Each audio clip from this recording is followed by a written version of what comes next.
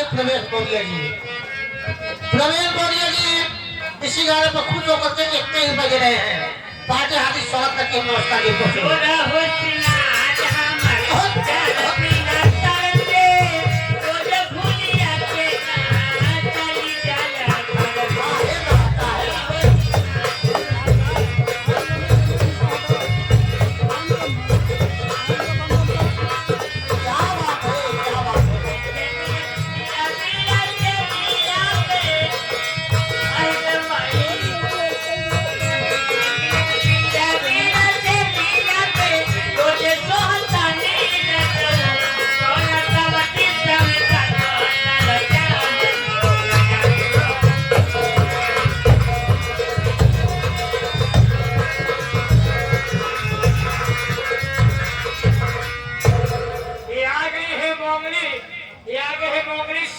परसोत्तमपुर। हाँ ये आगे है मोगली शेमरी परसोत्तमपुर। ये उनके तरफ से इजाजत बेकार और बेकार करता।